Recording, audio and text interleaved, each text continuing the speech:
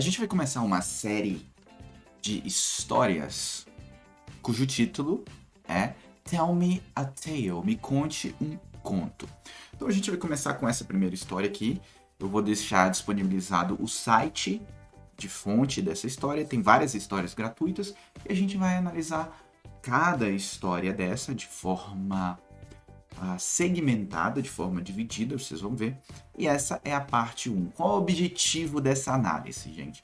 É que você, em primeiro lugar, adquira vocabulário, que você analise e assimile a língua de forma associada ao português. Você vai ver, você que é iniciante, você vai perceber que isso te ajuda demais na aquisição de vocabulário e na assimilação de estruturas, principalmente. Por quê? Meu objetivo é fazer com que você tenha muita familiaridade com as estruturas do inglês, para que você possa utilizá-las de forma natural. Então vamos lá, vamos à obra, mãos à obra aqui. Vamos começar pela primeira parte. Qual é a primeira parte? A primeira parte eu chamo de shock, porque eu vou ler esse trecho em inglês. Se você já sabe um pouco de inglês, muito bem, você deve entender alguma coisa. Se você não sabe inglês, e meu objetivo é você que não sabe inglês, não sabe nada, ou sabe pouca coisa no inglês, você vai perceber que você vai ficar, caramba, vai ficar em choque, porque você não vai entender muita coisa. Não tem problema. Essa é a primeira parte. A segunda parte é a análise desses trechos, tá? De cada partezinha. E a terceira parte é a repetição, justamente para você consolidar aquilo que a gente viu aqui nessa aula, nesse vídeo, ok? Então vamos para o shock dessa história. Vamos começar. Olha aqui, ó. If you so much as move a finger, I will kill you. Tonderai hissed. The man holding the gun froze. He thought this was his big payday. That killing that black rhino and sawing off its horn to be sold to the highest bidder would make him rich. He hadn't heard the girl sneak up on him, nor did he know if her threat was real. The poacher began to turn to face the voice that threatened him. Então esse foi o trecho bem curtinho da história. Se você não entendeu, não tem problema, ok? Porque a gente vai analisar a história agora. Então vamos lá, vamos para a análise de cada partezinha. Aqui, literalmente, viu? De cada partezinha. Olha só, primeira frase aqui. If you so much as move a finger, I will kill you. Tonderai hissed. Vamos analisar aqui, ó. If you, se você. Olha essa expressão. So much as. Literalmente seria algo como tanto quanto. Ok? Tanto quanto. Aqui eu coloquei como somente. Se você somente move a finger. Mover um dedo. If you so much as move a finger, I will kill you. I will kill you. Se você conhece o modal verb will, você sabe que ele é um modal verb para expressar futuro. Você que não conhece, eu coloquei algumas estruturas aqui para você já se familiarizar com essa estrutura. Olha só. Bom, I will kill, em português, né? Paralelamente, eu consigo traduzir como eu matarei.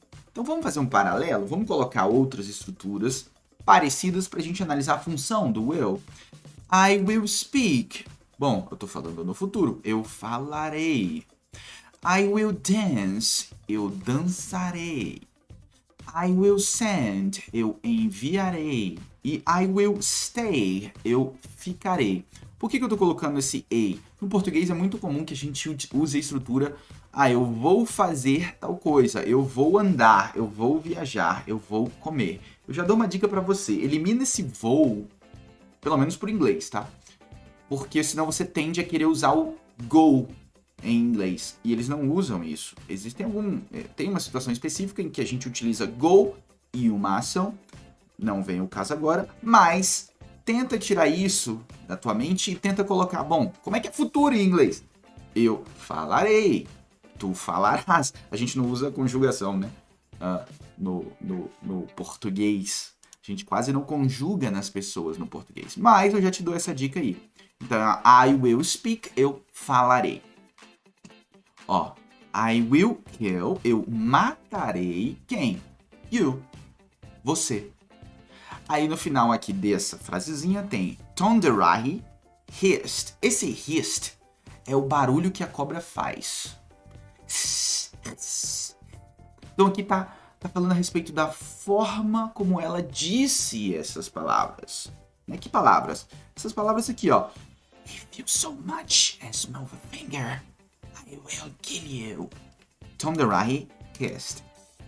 Então esse é o significado de hissed. Vamos para a próxima frase aqui, ó. The man holding the gun froze. The man holding the gun froze. Então, the man, o homem, that was, olha aqui esse gerúndio, esse ing aqui, ó. Ing. That was holding the gun. Por que eu coloquei isso daqui? Não tá explícito no inglês, mas esse gerúndio, para em português se tornar, né, segurando, comendo, fazendo, ficando, eu tenho que ter a estrutura do continuous, que é o verb to be mais o verbo do ing. Se não tiver essa ideia do verb to be, você possivelmente não vai traduzir como gerúndio, entendeu? É uma dica que eu já te dou. Então eu coloquei aqui para você saber que é uma estrutura de gerúndio. Então o homem segurando a arma, holding the gun, froze, congelou. Aqui ele já está usando o verbo no simple past. Tá? E é o verbo irregular. Por que é irregular? É um verbo que no passado tem uma forma diferente de ed. Vamos ver alguns verbos irregulares aqui, ó. Freeze, que é congelar, no passado é froze, é irregular.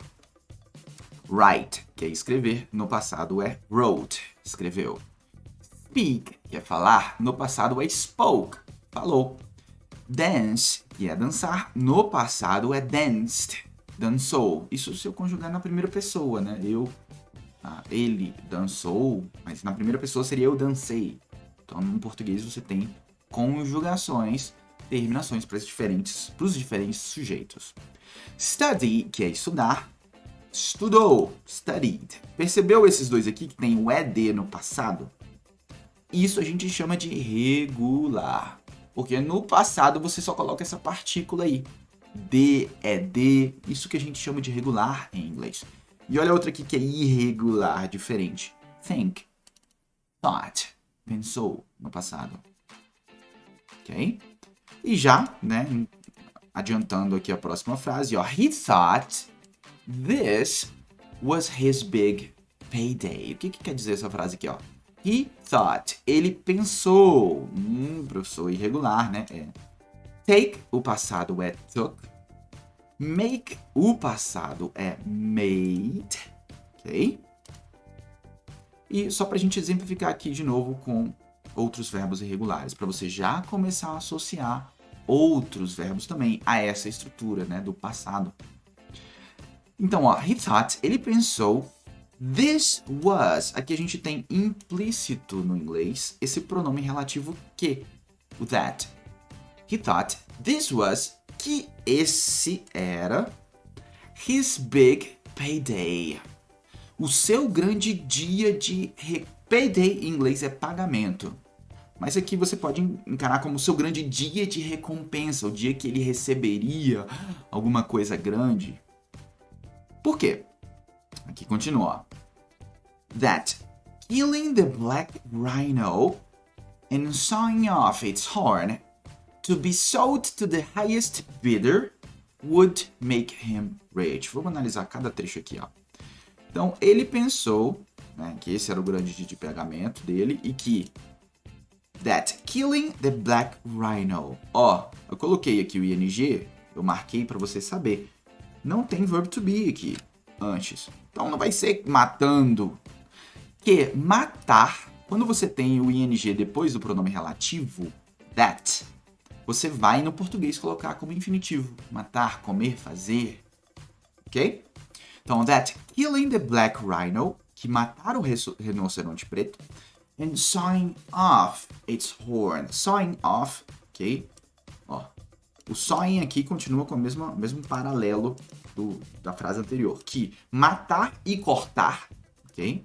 Cortar fora, ó, serrar fora o chifre dele, da coisa, do rinoceronte. Its horn, o seu chifre.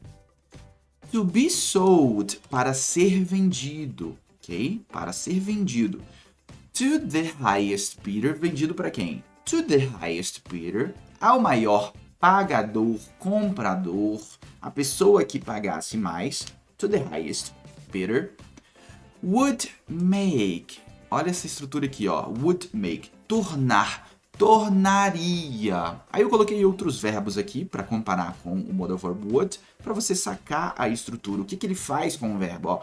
Would take, pegaria. Would think, pensaria. Would pay, pagaria. Would freeze, congelaria.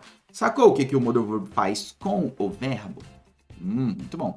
Então, would make tornaria ele rico.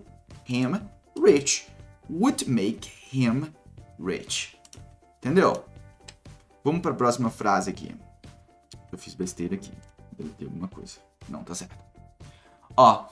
He hadn't heard the girl sneak up on him.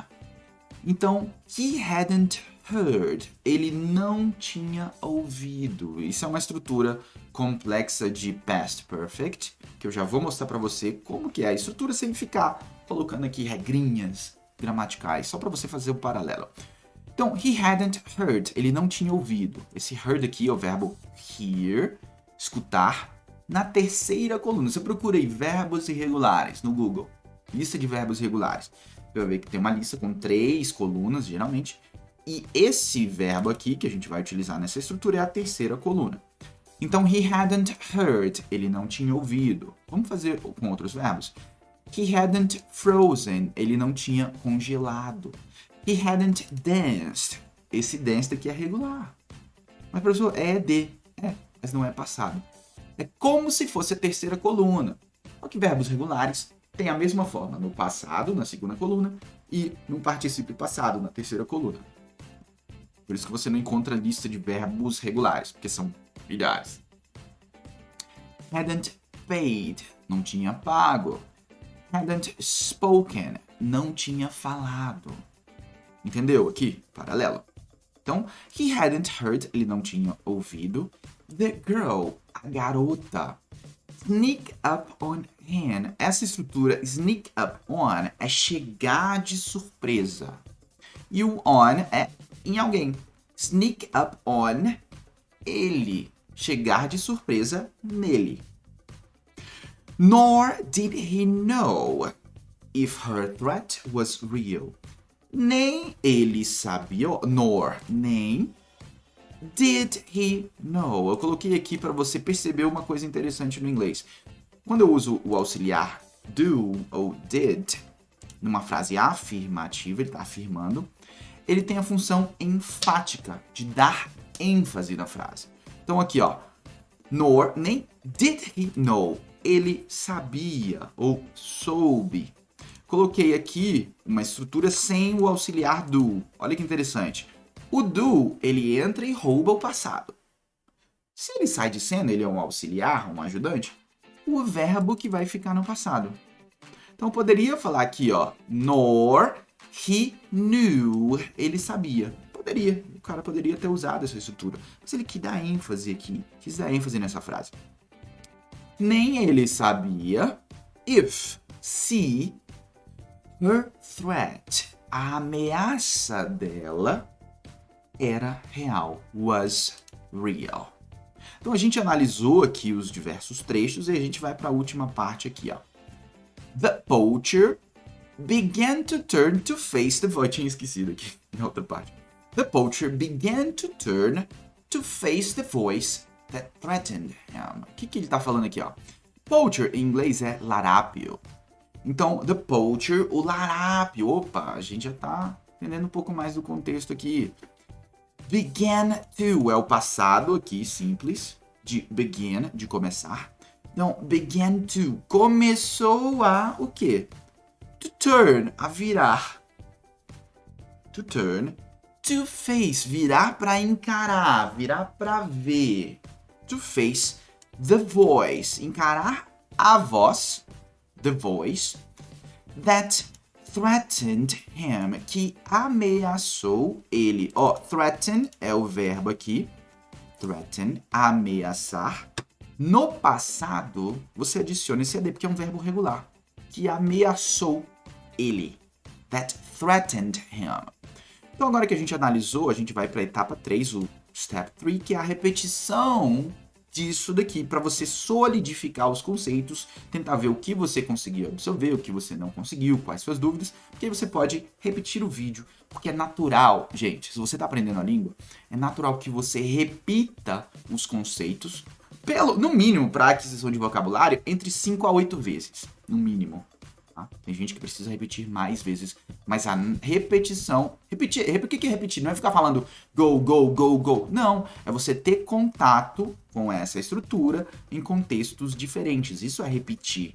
Okay? Não é ficar falando go, go, go, go, igual o Bart Simpson escrevia no quadro, não. Então vamos aqui, ó. Repetition. Vou ler de novo a história pra gente repetir isso daqui. If you so much as move a finger, I will kill you. Tonderai said, hissed. The man holding the gun froze. He thought this was his big payday, that killing that black rhino and sawing off its horn to be sold to the highest bidder would make him rich. He hadn't heard the girl sneak up on him, nor did he know if her threat was real. The poacher began to turn to face the voice that threatened him. E aí, fala pra mim o que você entendeu, se você entendeu alguma coisa, se serviu pra você, se não serviu, enfim. A gente vai fazer esse estudo muitas e muitas vezes. Esse é só o primeiro capítulo, essa é só a parte 1. E estamos juntos aí no teu processo de aquisição linguística, no teu processo de aprendizagem do idioma. Lembrando, essa é uma forma, é um método, é um jeito de estudar a língua. Existem outros, com vídeos, com áudios, que a gente pode trabalhar também e, eventualmente, a gente vai acabar trabalhando. Mas vamos começar de forma intensa com essas histórias, with those stories. Comenta, deixa o teu like, se inscreve no canal, porque eu tô aqui para ajudar você nessa tua caminhada aí do estudo linguístico, do aprendizado linguístico, beleza? Let's do it! E eu vou desligar aqui. 3, 2, 1, bye bye!